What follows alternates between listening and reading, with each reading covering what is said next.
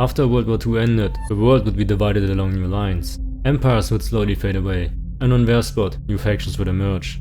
Old rivalries and new alliances would dominate the world politics for the next 50 years, along with countless wars that would overshadow the upcoming New World Order. One of them was the mostly forgotten Lebanese Civil War, where not only the Eastern and the Western Bloc would fight for Arabic soil, but where neighboring states seeked influence, and where Jews, Christians and Muslims would start another religious war.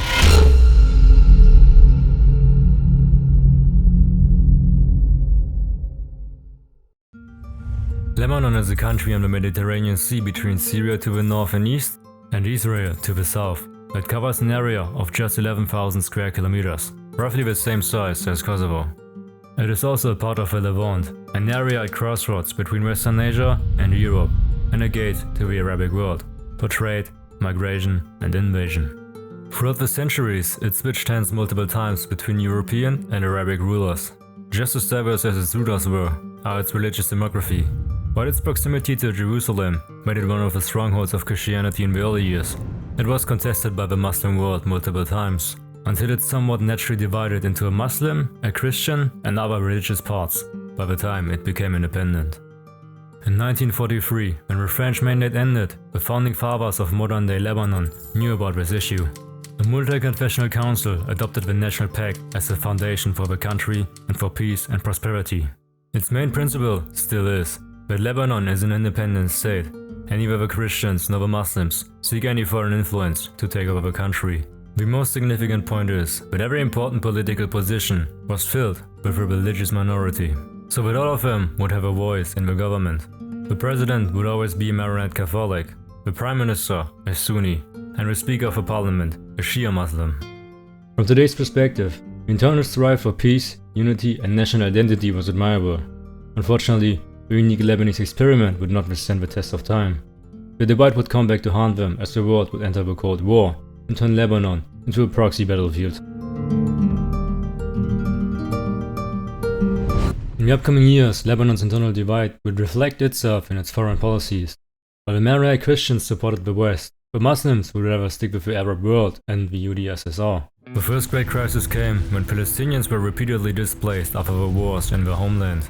Unfortunately, they would barely find any acceptance, let alone integration efforts in Lebanese society and other Arab states. Even today, most of them are born into refugee camps, with little hope for a better life. I don't think that I need to tell you that frustration and hopelessness would show itself in a very different way. Some Palestinians would go on and create the militant PLO, the Palestine Liberation Organization, that played a very important role in the civil war. With little hope for a better life, the PLO established itself as the only viable option for a better future. In Lebanon alone, it had a pool of 300,000 refugees, from which it could recruit. The Suez Crisis and the increased pan-Arabism only heightened tension towards the Christian leadership, when it refused to integrate itself with the newly found United Arab Republic, a union created by Syria and Egypt. Oil dumps go up in flames under the pounding, and the harbor is littered with sunken vessels, some bomb victims, others scuttled by the Egyptians.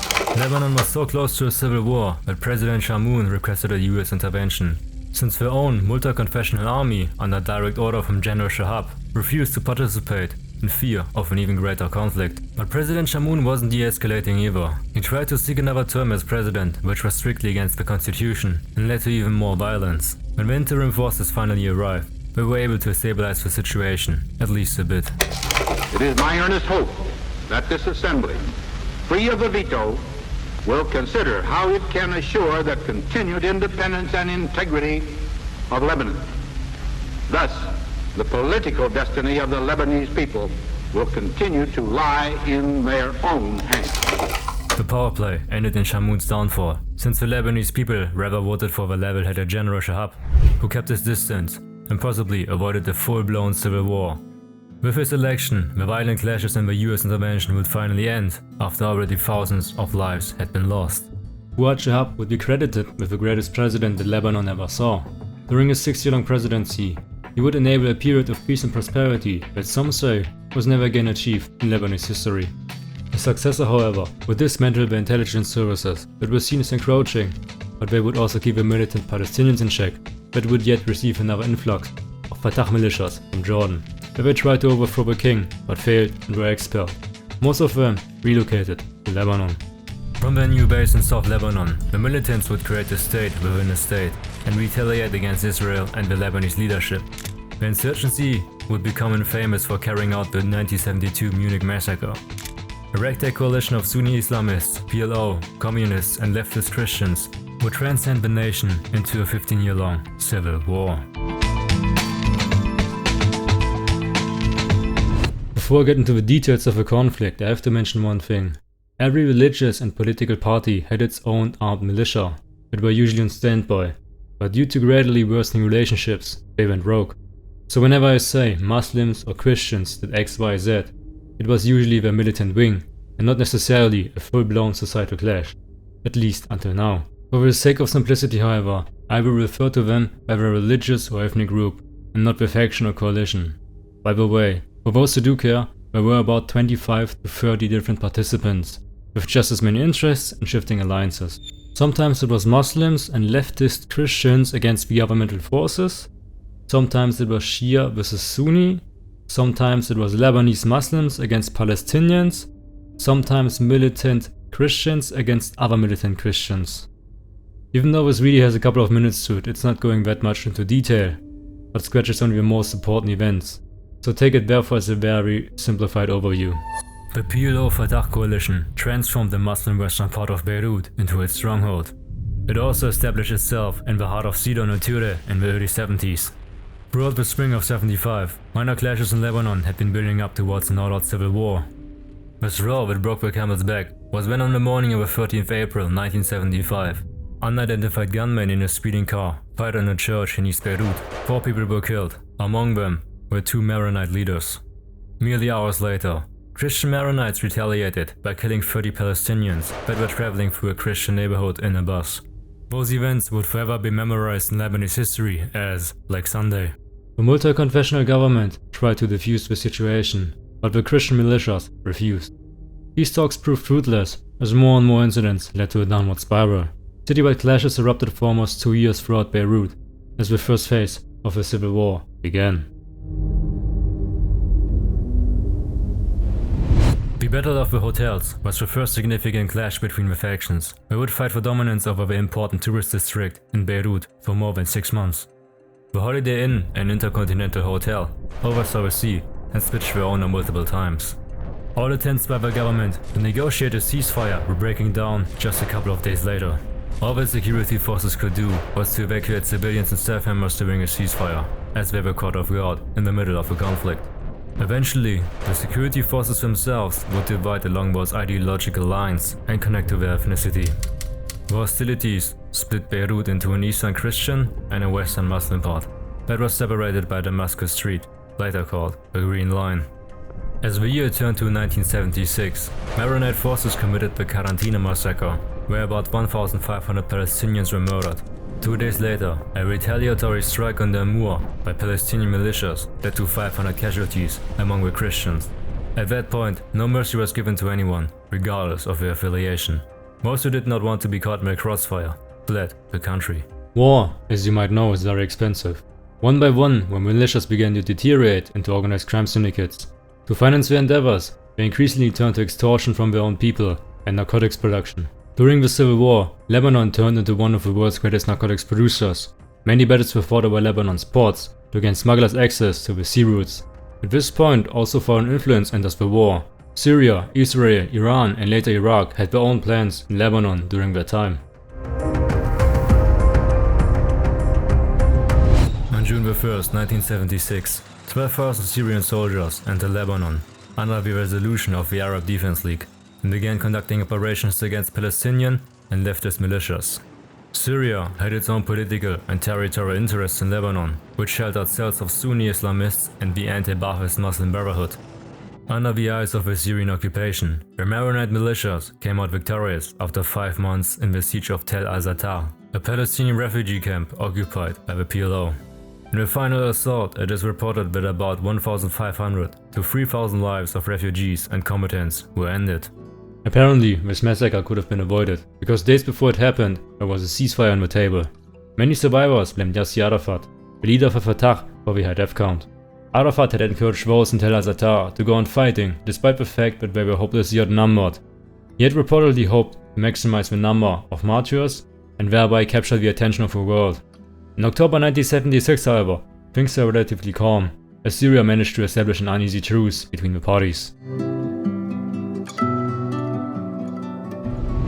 In 1977, the Syrian army increased its security efforts in Beirut after a series of bombings. The increasing number of checkpoints and patrols led to an argument with the Christian subfaction, but was not so welcoming to a new checkpoint in the neighborhood. In the ensuing argument, 19 men died and 2 Syrians were taken hostage. The next day, Christian eastern Beirut was drawn into the conflict, in a period later known as the 100 Days War. Only when the Arab League intervened and replaced Syrians with Saudi and Sudanese troops, whom the Christian leaders saw as more impartial and less hostile towards the Christian population, was this conflict finally settled.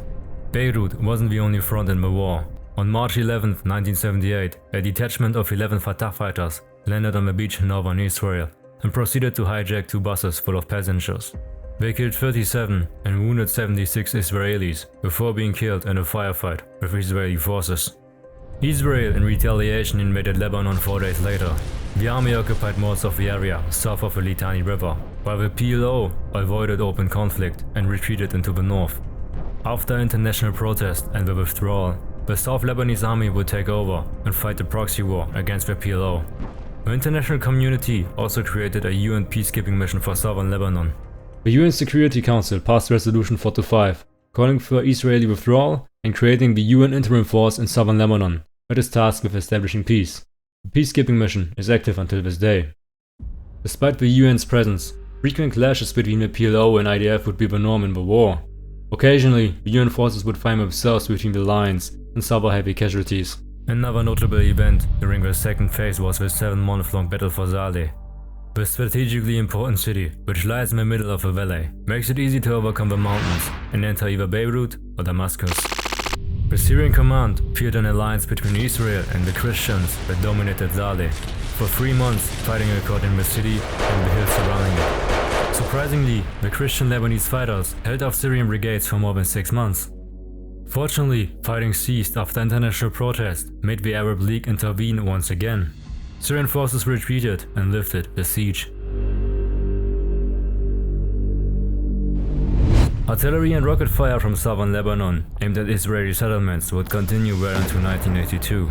But after a failed assassination attempt of an ambassador, the IDF mounted another campaign into PLO area. On June 6, 1982, 60,000 men assaulted PLO positions all over southern Lebanon. On their way to Beirut, the force destroyed countless strongholds from the PLO, but also found itself again face to face with the Syrian army that heavily fortified the Bekaa Valley, east of Beirut.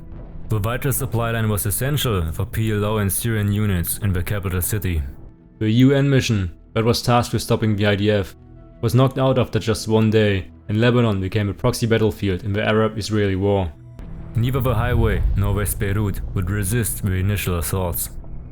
The highway soon would be captured and Beirut placed under siege in cooperation with Christian militias. For 7 consecutive weeks, the city was bombed and cut off from electricity, water and food supplies. The Mossad sent Arab agents into Beirut with car bombs to terrorize the Palestinians into submission. With the mediation of the US, a peace agreement was reached that allowed PLO guerrillas to leave Lebanon under the protection of an international peacekeeping mission.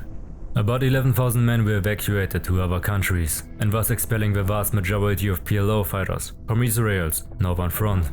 But where one militia was expelled, another one would emerge in the power vacuum. The success of the Iranian Revolution reached the radical Shia population in southern Lebanon. It would eventually become known as Hezbollah. Hezbollah's terror doctrine would cause immense problems for the IDF and for the Christian army, but also for the multinational force. Among the most famous incidents were the 1983 US embassy bombing and the devastating barracks bombing 6 months later, that killed over 300 US and French servicemen. Another story that would make headlines in 1982 was the Sabra and Shatila massacre.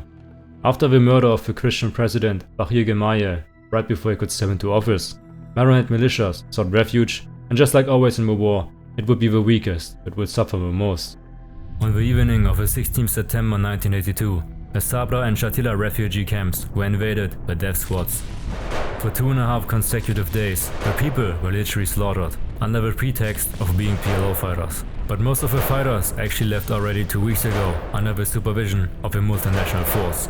Reports claim that up to 2,000 PLOs were still present in that camp, but this was a false statement as it turned out later. What makes this event so morbid was the role of the IDF, which surrounded the camp and prevented anyone from leaving. They also illuminated the night for the fighters. It is estimated that somewhere between 400 to 3,500 people were killed. Even by wartime standards, this was extremely brutal. Apparently one of the Christian leaders lost his family and his fiancée in the Damu massacre carried out by the Palestinians 6 years ago. So of course this was just another retaliation effort, like every massacre in the war. Technically the war could be over at this point, since most of the PLO has been expelled, but it wasn't. The May 17th agreement was supposed to provide a framework for the establishment of normal bilateral relations between the two countries. In other words, peace between Lebanon and Israel, something that is not very liked in the Muslim community. In the February 6th Intifada, a powerful coalition of Druze, Shia Muslims and anti-government forces stood up against the occupiers and surprisingly embarrassed the US and IDF. Both would lose control over the Muslim populated areas. The Intifada also set the stage for the war of the camps, but the remaining PLO militias fought against the Shia Amal party, but in return fought the Shia Hezbollah and Sunni militias, with support from Iran and Iraq. All of them also in return were fighting the Druze, some of the Christian militias, Syrians, Israelis and Americans, until they left, but sometimes not, which all depended on the circumstances. What am I supposed to tell you at this point that you already didn't know? Because at this stage the conflict turns into all-out chaos. Everything that occurred in the past years would be part of the daily life for the next 6 years. A violent mix of massacres, car bombs, shifting alliances and assassinations across central and southern Lebanon. The first light in the dark came when the Arab League mediated the Taif Agreement in 1989, where a vast amount of different factions agreed to national reconciliation, with one exception. One of the Maronite leaders, Michel Ayoun, who had a significant radical Sunni and Christian following, denounced the new Christian leader appointed by the Taif Agreement. In the final Christian civil war, Ayoun was ousted with the support of the Syrian armed forces after another violent 17 months of bloodshed. In March 1991, the parliament passed a general amnesty that pardoned all political crimes. Most of the militias were dissolved or naturally faded away. The Lebanese armed forces slowly began to rebuild themselves, but the violence would never really cease. During the 15-year-long conflict, about 150,000 combatants were killed, and another 100,000 were permanently handicapped, which is roughly 10% of the total population. 900,000 fled the country abroad, from about 2.6 million people in 1980. There were at least 3,641 car bombings carried out during the war, which comes down to 1.5 explosions per day. Even though the war ended, the violence never really faded away, but it got to a point where people actually could live a somewhat normal life, by Lebanese standards. Israel continued the anti-insurgency operation in southern Lebanon, until the withdrawal in the year 2000, which left Hezbollah as the only ruling party, since the South Lebanese army that relied on Israel quickly collapsed. Only in 2006, when the border conflict escalated again, did the IDF answer with another ground invasion. After the IDF once again left southern Lebanon, the regular Lebanese army has been deployed into that region, and the UN mission has been reinforced.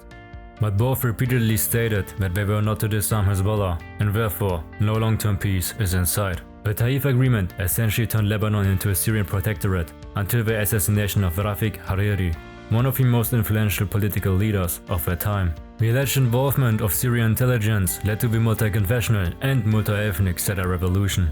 Around 1 million protesters demanded an end to the Syrian occupation. Without support from the population, the Syrian army left the country in April 2005, after almost 30 years. The war-ravaged country has been rebuilt with the help of the EU and Saudi Arabia. The economy and tourism are on a steady rise, and life is livable again in the small state. Unfortunately, sectarian conflicts and the border war with Israel are still present.